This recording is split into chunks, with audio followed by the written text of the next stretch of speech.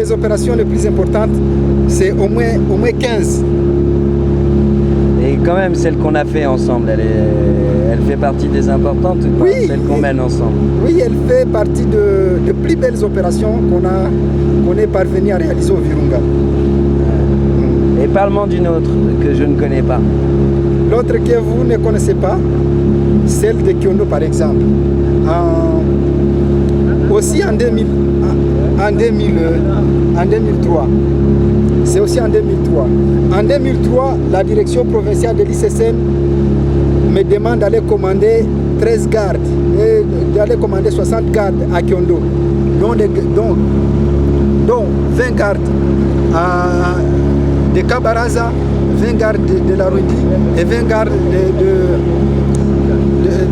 de Lulimbi, tous à Ishango, tous basés à Kiondo, pour lutter contre la pêche illicite et le braconnage des grands et petits mammifères, dont surtout l'hippopotame et l'éléphant. Je suis allé là.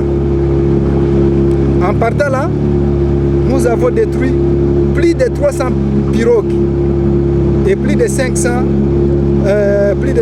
filets. Un monde d'au moins 1000 pêcheurs a été évacué de l'enclave de Frayère de Kabalé. Alors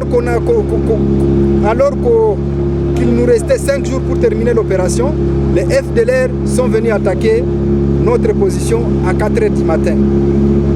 À 4 h du matin, à côté là, qu'est-ce que j'avais fait?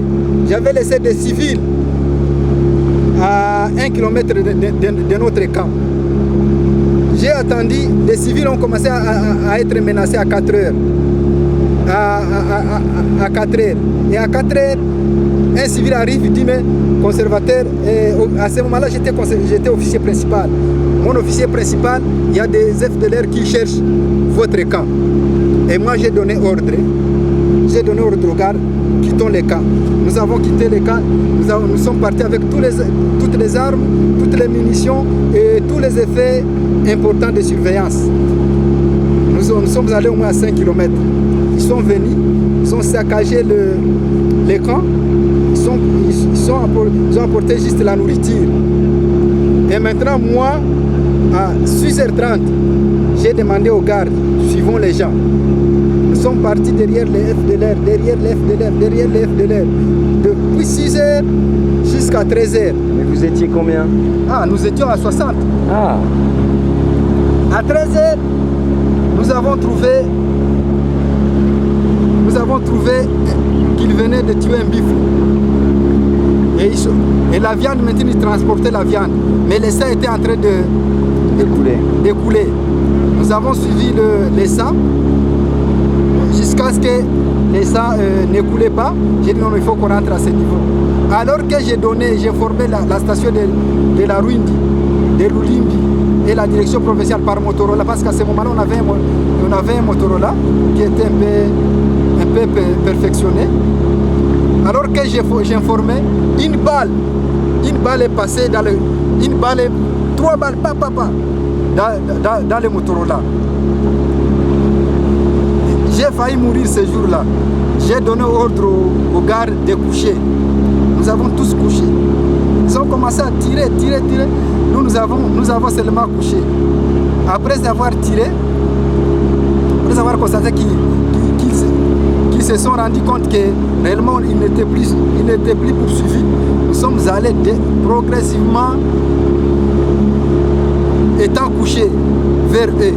Nous les avons encerclés. Ce jour-là, nous les avons tous éliminés.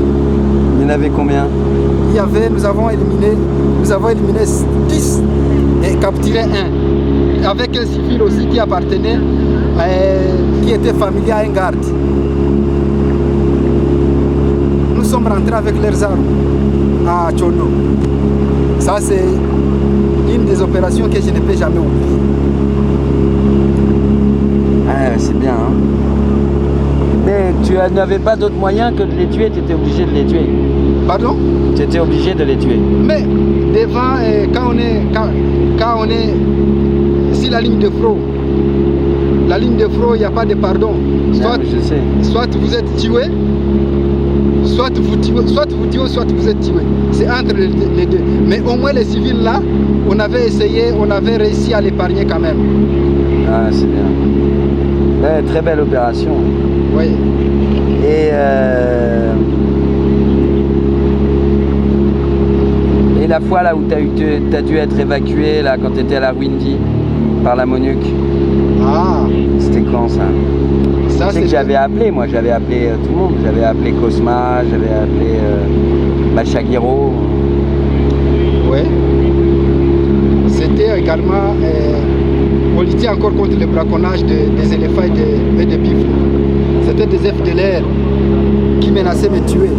Et aussi, à part les FDLR, il y a aussi les amis de Nkunda maintenant. Les lieutenants-colonels Bissimana, Bissimou, Eric. Pourquoi il veut te tuer?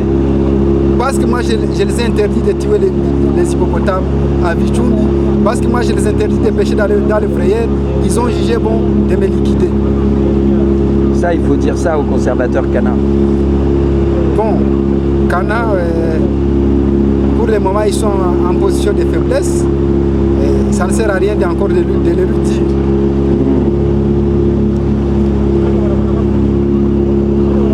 Ouais, en fait, tout le monde te fait la guerre. CNDP, FDLR, Maï, même les ennemis, les amis. Parce que toi, en fait, tu veux protéger l'environnement. Oui. Et eux, ils détruisent. Nous, on ne fait pas de politique, on est totalement apolitique. Oui. Il y a aussi des FARDC qui doivent te faire la guerre.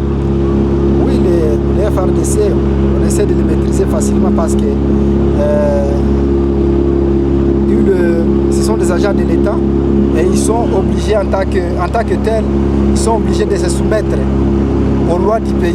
Donc c'est la loi numéro 69/081, la loi numéro 69/041 du 22 août 1969 portant activité de conservation en République démocratique du Congo. Ils doivent respecter cette loi.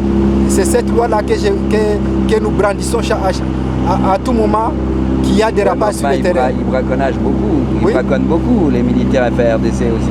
Oui, ils braconnent beaucoup et nous les tuons. Ah. Oui. Si moi je suis en patrouille, je rencontre un élément FARDC avec une arme en train de braconner, je dois mettre fin à sa vie. Ah bon? Oui. Ah bah c'est bien. Et si je ne mets pas fin à sa vie, lui va mettre fin à ma vie. Ah non, mais j'ai compris ça, il n'y a pas de problème. Oui. C'est la branche armée d'Objectif Brousse, le casque vert. Et tu me dis là, t'as mal à la poitrine. Pourquoi t'as mal à la poitrine? Bon, j'ai mal à la poitrine. C'est parce que vous savez, avec l'ex-conflit Mboula, la station de Lulimbi, Mboula avait cherché tous les moyens pour me liquider. Mais Dieu a permis que je puisse quand même continuer à vivre. Et il a donné quelqu'un parmi nos éléments, il a donné l'argent à quelqu'un pour me faire du poison. C'est comme ça que depuis ce jour-là, je souffre du poison. On m'a mal soigné, et je souffre vraiment sérieusement de la poitrine.